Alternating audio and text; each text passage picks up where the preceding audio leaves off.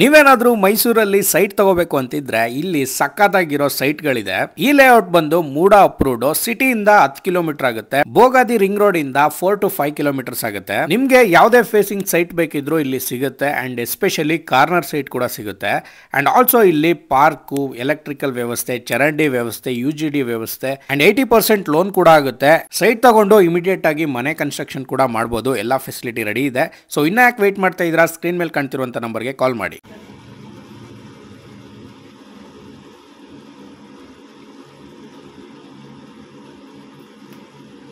Hi, this is Reshma Shetty. Welcome back to my channel. And ಇವತ್ತು ಒಂದು ಹೊಸ ವ್ಲಾಗ್ನ ಶುರು ಮಾಡ್ತಾ ಇದ್ದೀನಿ. ನಾನು ಆಲ್ಮೋಸ್ಟ್ ಮಧ್ಯಾಹ್ನದಿಂದ ವ್ಲಾಗ್ ಶುರು ಮಾಡ್ತಾ ಇರೋದು. ಅಂಡ್ ಇವತ್ತು ಒಂದು ಚಿಕನ್ ರೆಸಿಪಿನ ಶೂಟ್ ಮಾಡ್ತಾ ಇದ್ದೀನಿ. ಇದಕ್ಕೂ ಮುಂಚೆ ಲಾಸ್ಟ್ 2 ವ್ಲಾಗ್ ನೀವೆಲ್ಲ ಯಾರಾದರೂ ನೋಡಿಲ್ಲ ಅಂತ ಅಂದರೆ ಪ್ಲೀಸ್ ಹೋಗಿ ಚೆಕ್ಔಟ್ ಮಾಡಿ. ಚೆನ್ನಾಗಿದೆ, ಇಂಟ್ರೆಸ್ಟಿಂಗ್ ಆಗಿದೆ ವ್ಲಾಗ್ಸ್ ಅಂತಲೇ ಹೇಳ್ಬೋದು. ಇನ್ಮೇಲೆ ಡೈಲಿ ವ್ಲಾಗ್ಸ್ ಮಾಡಬೇಕಂತ ಅಂದ್ಕೊಂಡಿದ್ದೀನಿ. ಸೊ ಹಾಗಾಗಿ ವ್ಲಾಗ್ಸ್ ಒನ್ ಡೇ ಬಿಟ್ಟು ಒನ್ ಡೇ ಅಥವಾ ಡೈಲಿನೂ ಇನ್ಮೇಲೆ ಬರ್ತಾನೆ ಇರುತ್ತೆ, ನೀವು ನೋಡ್ಬೋದು. ಸೊ ತಡ ಮಾಡಿದೆ, ಇವತ್ತಿನ ವ್ಲಾಗ್ನ ಶುರು ಮಾಡೋಣ. ಅದಕ್ಕೂ ಮುಂಚೆ ನೀವೆಲ್ಲ ನನ್ನ ಚಾನಲ್ನ ಹೊಸದಾಗಿ ನೋಡ್ತಾ ಇದ್ರೆ ಪ್ಲೀಸ್ ಸಬ್ಸ್ಕ್ರೈಬ್ ಮಾಡ್ಕೊಳ್ಳಿ. ಹಾಗೆ ಪಕ್ಕದಲ್ಲಿ ಕಾಣೋ ಬೆಲ್ಲೈಕನ್ ಕೂಡ ಕ್ಲಿಕ್ ಮಾಡಿ. ಆ್ಯಂಡ್ ಮರಿದೆ ಇನ್ಸ್ಟಾಗ್ರಾಮಲ್ಲಿ ಕೂಡ ಫಾಲೋ ಮಾಡಿ. ತಡ ಮಾಡಿದೆ, let's start the video.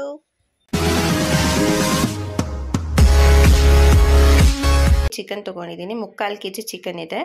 So ನಾವಿಲ್ಲಿ ಲಾಲಿಪಾಪ್ ತೊಗೊಂಡಿದ್ದೀವಿ, ಬಟ್ ನಿಮ್ಗೆ ಯಾವ ಥರ ಬೇಕೋ ಆ ಥರ ತೊಗೋಬೋದು. ಫಸ್ಟು ಚಿಕನ್ನ ಮ್ಯಾರಿನೇಟ್ ಮಾಡಿ ಇಡಬೇಕು. ಫಸ್ಟು ಒಂದು ಬೌಲ್ಗೆ ಚಿಕನ್ ಹಾಕ್ಕೊಂಡು, ಸೊ ಇಲ್ಲಿ 3/4 kg ಚಿಕನ್ ಇರೋದ್ರಿಂದ ನಾನು ಅಳತೆ ಪ್ರಕಾರ ಹಾಕೊತಾ ಇದ್ದೀನಿ. ಸೊ ಅದಕ್ಕೆ 1.5 ಸ್ಪೂನಷ್ಟು ಉಪ್ಪು, 1 ಸ್ಪೂನ್ ಶುಂಠಿ ಬೆಳ್ಳುಳ್ಳಿ ಪೇಸ್ಟು, ಹಾಗೆ ಖಾರ ನಾನು 4 ಸ್ಪೂನ್ ಹಾಕ್ಕೊಂಡಿದ್ದೀನಿ. ಹಾಗೆ 1 ಲೆಮನ್ ಫುಲ್ಲು, ಮತ್ತು ಸ್ವಲ್ಪ ಮೊಸರು, 1 2 to 3 ಸ್ಪೂನಷ್ಟು ಮೊಸರು. ಸೊ ಇದಿಷ್ಟನ್ನು ಹಾಕಿ ಚೆನ್ನಾಗಿ ಮಿಕ್ಸ್ ಮಾಡಿ ಎತ್ತಿಟ್ಕೊಳ್ಬೇಕು. ಈ ಥರ ನೀಟಾಗಿ ಮ್ಯಾರಿನೇಷನ್ ಮಾಡ್ಕೋಬೇಕು. ಇದನ್ನು ಇಲ್ಲ ಅಂದ್ರೂ ಅಟ್ಲೀಸ್ಟ್ ಒಂದು 1/2 hour ಅಥವಾ 1 hour ನೆನೆಸಿಟ್ರೆ ತುಂಬ ಚೆನ್ನಾಗಿರುತ್ತೆ. ನೋಡಿ ಗೈಸ್, ನಮ್ಮಮ್ಮ ಇದ್ದಾರೆ. ಹಾಯ್ ಮಾಡಲ್ಲ, ಏನಿಲ್ಲ, ನಾನು ಬ್ಲಾಗ್ ಮಾಡ್ತಾ ಇದ್ದೀನಿ. ನಾನು ಒಂದು ತಲೆ ಕಟ್ಟಿದ್ರೆ ಏನಿಲ್ಲ, ಚುಚ್ಚಿ ಥರ ಇರ್ತೀನಿ. Hi hi, okay. ಈಗ ರೆಸಿಪಿ ಶುರು ಮಾಡೋಣ. ಸೊ ಇವಾಗ ಅದು ಮ್ಯಾರಿನೇಷನ್ ಮಾಡಕ್ಕೆ ಇಟ್ಟಿದ್ದೀನಿ. ಸೊ ಅದೇ ಟೈಮಲ್ಲಿ ಇವಾಗ ಕೆಲವೊಂದು ಪೇಸ್ಟ್ಗಳನ್ನ ಮಾಡ್ಕೋಬೇಕು. ಸೊ ಅದಕ್ಕೆ ಏನೇನು ಬೇಕು ಅಂತ ಹೇಳ್ಬಿಟ್ಟು ನಾನು ನಿಮಗೆ ತೋರಿಸ್ತೀನಿ. ಫಸ್ಟ್ಲಿ ನಾವು ಆನಿಯನ್ ಪೇಸ್ಟ್ ಮಾಡ್ಕೊಬೇಕು. ಅದಕ್ಕೆ ನಾನಿಲ್ಲಿ ಮೀಡಿಯಂ ಸೈಜ್ 3 ಆನಿಯನ್ಸ್ ತಗೊಂಡಿದ್ದೀನಿ, ಉದ್ದುದ್ದು ಕಟ್ ಮಾಡಿಕೊಂಡು. ಅದ್ರ ಜೊತೆಗೆ 10 ಗೋಡಂಬಿನ ತಗೊಂಡಿದ್ದೀನಿ. ಸೊ ಇದನ್ನ ಸ್ವಲ್ಪ ಫ್ರೈ ಮಾಡಿ ಪೇಸ್ಟ್ ಮಾಡ್ಕೊಬೇಕು. 1 ಟೊಮೆಟೊ ಸಾಕು. ಸೊ ಇದನ್ನು ಕೂಡ ಪೇಸ್ಟ್ ಮಾಡ್ಕೊಬೇಕು. ಪ್ಯಾನಿಗೆ 2 to 3 ಸ್ಪೂನ್ ಅಷ್ಟು ಆಯಿಲ್ ಹಾಕಿ ಅದಕ್ಕಾದ್ಮೇಲೆ ಈರುಳ್ಳಿನ ಹಾಕೋಬೇಕು. ಅದು ಸ್ವಲ್ಪ ಫ್ರೈ ಮಾಡಿಕೊಂಡು ಸ್ವಲ್ಪ ಗೋಲ್ಡನಿಶ್ ಬಂದ ಮೇಲೆ ಗೋಡಂಬಿನ ಹಾಕೊಬೇಕು. ಅದಕ್ಕೂ ಮುಂಚೆ ಹಾಕೊಂಡ್ರೆ ಅದು ಕಪ್ಪಗಾಗ್ಬಿಡುತ್ತೆ. ಅದಕ್ಕೋಸ್ಕರ ಸ್ವಲ್ಪ ಫ್ರೈ ಮಾಡಿಕೊಂಡು ಅದಾದ್ಮೇಲೆ ಗೋಡಂಬಿನ ಹಾಕಿ ಫುಲ್ ಗೋಲ್ಡನಿಶ್ ಬ್ರೌನ್ ಬರೋ ತನಕ ಫ್ರೈ ಮಾಡ್ಕೊಬೇಕು. ಸೊ ಇದೀಗ ತಣ್ಣಗಾಗಿದೆ. ಇವಾಗ ಇದನ್ನ ಮಿಕ್ಸಿಲಿ ಹಾಕೊಂಡು ರುಬ್ಕೊಳ್ಳೋಣ. ಈಗ ಇಲ್ಲಿ ಈರುಳ್ಳಿ ಪೇಸ್ಟ್ ರೆಡಿ ಆಗಿದೆ. ನೆಕ್ಸ್ಟ್ ಟೊಮೆಟೊನು ಕೂಡ ಪೇಸ್ಟ್ ಮಾಡ್ಕೊಬೇಕು. ಇಲ್ಲಿ ನೋಡಿ. ಸೊ ಈಗ ಇದು ಮ್ಯಾರಿನೇಟ್ ಆಗಿದೆ ಗೈಸ್. ಸೊ ಇಲ್ಲಿ ನೋಡ್ಬೋದು ಎಷ್ಟು ನೀಟಾಗಿ ಮ್ಯಾರಿನೇಟ್ ಆಗಿದೆ ಅಂತ. ಸೊ ಇದನ್ನ ಈಗ ಶಾಲೋ ಫ್ರೈ ಮಾಡ್ಕೊಬೇಕು. ತವಾನ ಕಾಯಲ್ಲಿಟ್ಟು 3 ಸ್ಪೂನ್ ಎಣ್ಣೆ ಹಾಕ್ಕೊಂಡು ಪೀಸಸ್ನ ಅರೇಂಜ್ ಮಾಡಿಕೊಂಡು 2 ಸೈಡನ್ನು 10 ಮಿನಿಟ್ಸ್ ಕುಕ್ ಮಾಡ್ಕೊಬೇಕು. ಆಗ ಚಿಕನ್ ಪೀಸಸ್ ತುಂಬ ಚೆನ್ನಾಗಿ ಬೆಂದಿರುತ್ತೆ. ಮ್ಯಾರಿನೇಟ್ ಆಗಿರೋದ್ರಿಂದ 10 ಮಿನಿಟ್ಸ್ ಸಾಕು. ಸೊ ಆ ಕಲರ್ ಬರಬೇಕು. ಅಟ್ ದ ಸೇಮ್ ಟೈಮ್ ಈ ಕಡೆ ಅಕ್ಕಿ ರೊಟ್ಟಿ ಕೂಡ ರೆಡಿ ಮಾಡ್ಕೊತಾ ಇದ್ವಿ. 1 ಬೌಲಷ್ಟು ಅಕ್ಕಿ ಹಿಟ್ಟು ತೊಗೊಂಡು ಸ್ವಲ್ಪ ಉಪ್ಪು ಹಾಕಿ ರುಚಿಗೆ ತಕ್ಕಷ್ಟು, ಆಮೇಲೆ ಬಿಸಿನೀರಲ್ಲಿ ಅದನ್ನು ಸ್ವಲ್ಪ ಮಿಕ್ಸ್ ಮಾಡಿ ಎತ್ತಿಡಬೇಕು ಒಂದು 10 ನಿಮಿಷ. ಅದಾದಮೇಲೆ ಚೆನ್ನಾಗಿ ಅದನ್ನು ಮಿದ್ದಿಸ್ಬೇಕು. ನಾವು ಎಷ್ಟು ಚೆನ್ನಾಗಿ ಮಿದಿಸ್ತೀವೋ ಅಷ್ಟು ಚೆನ್ನಾಗಿ ಸಾಫ್ಟಾಗಿ ಅಕ್ಕಿ ರೊಟ್ಟಿ ಬರುತ್ತೆ. ಹಾಗಾಗಿ ಅದನ್ನು ನಾವು ಚೆನ್ನಾಗಿ ನಾದ್ಕೊಬೇಕು. ಕೈಗೆ ಅಂಟಬಾರ್ದು ಅಂತ ಸ್ವಲ್ಪ ಎಣ್ಣೆನ ಹಚ್ಕೊಂಡು ನಾದ್ಕೊಂಡ್ರೆ ಇನ್ನೂ ತುಂಬ ಚೆನ್ನಾಗಿ ಬರುತ್ತೆ. ಒಬ್ಬರು ಒಂದೊಂದು ರೀತಿ ಮಾಡ್ತಾರೆ, ಕೆಲವರು ತಣ್ಣೀರಲ್ಲೂ ಕಲಿಸ್ಕೊತಾರೆ. ಬಟ್ ನಾವು ಯೂಶಲಿ ಬಿಸಿನೀರಲ್ಲೇ ಕಲಿಸ್ಕೊಳೋದು, ಯಾಕಂದರೆ ತುಂಬ ಸಾಫ್ಟಾಗಿರುತ್ತೆ ಅಂತ ಹೇಳಿಬಿಟ್ಟು.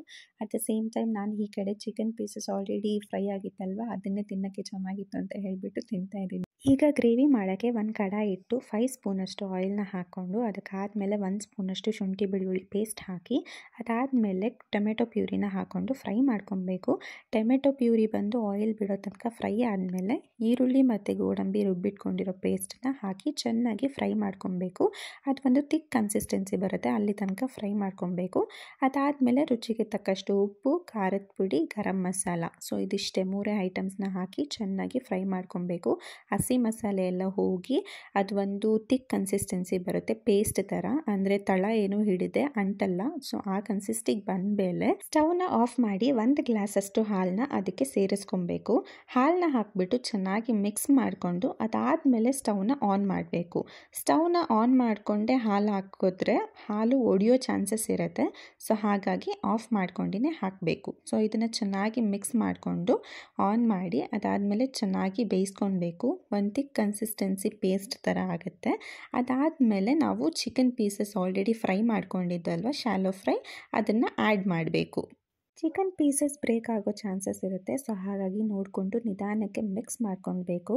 ಸೊ ನಾವಿಲ್ಲಿ ಲಾಲಿಪಾಪ್ ತೊಗೊಂಡಿರೋದ್ರಿಂದ ಸ್ವಲ್ಪ ಕಾನ್ಷಿಯಸ್ ಆಗಿದ್ವಿ ಎಲ್ಲಾದರೂ ಬ್ರೇಕ್ ಆಗಿಬಿಡುತ್ತೆ ಅಂತ. ಸೊ ನೀವು ನಾರ್ಮಲ್ ಪೀಸಸಲ್ಲಿ ಮಾಡಿದ್ರೆ ಇನ್ನೂ ತುಂಬ ಚೆನ್ನಾಗಿ ಬರುತ್ತೆ. ಇದು ಸ್ವಲ್ಪ ಫ್ರೈ ಆದಮೇಲೆ ಇದಕ್ಕೆ ವಾಟರ್ನ ಆ್ಯಡ್ ಮಾಡ್ಕೊಬೇಕು. ಸೊ ಕನ್ಸಿಸ್ಟೆನ್ಸಿ ನಿಮಗೆ ಹೇಗೆ ಬೇಕು ಆ ಥರ ನೋಡ್ಕೊಬೋದು. ಸೊ ಇದು ಗ್ರೇವಿ ಆಗಿರೋದ್ರಿಂದ ಸ್ವಲ್ಪ ತಿಕ್ಕಾಗಿದ್ರೇ ಚೆನ್ನಾಗಿರುತ್ತೆ. ಸೊ ಹಾಗಾಗಿ ನೀರನ್ನ ಸ್ವಲ್ಪ ಕಮ್ಮಿನೇ ಹಾಕ್ಕೊಂಡು ಅದನ್ನು ಕುದಿಯೋಕ್ಕೆ ಬಿಡಿ.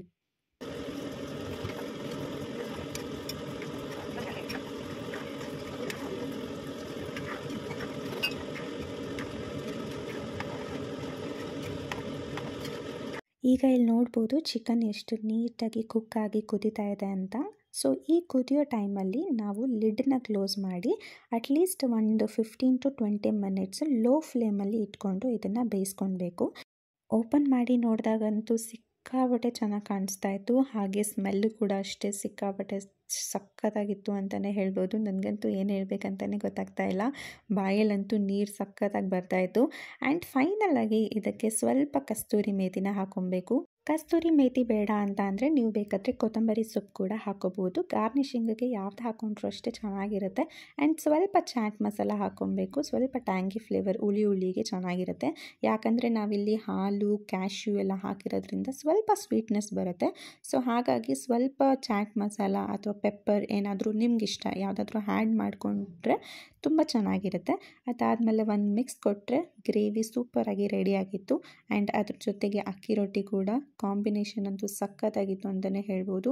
ಅಕ್ಕಿ ರೊಟ್ಟಿ ಸಿಕ್ಕಾಬಟ್ಟೆ ಸಾಫ್ಟಾಗಿ ಬಂದಿತ್ತು. ನಾವು ಯಾವಾಗಲೂ ಹೀಗೆ ಮಾಡೋದು, ನೀವು ಕೂಡ ಒಂದ್ಸಲಿ ಟ್ರೈ ಮಾಡಿ.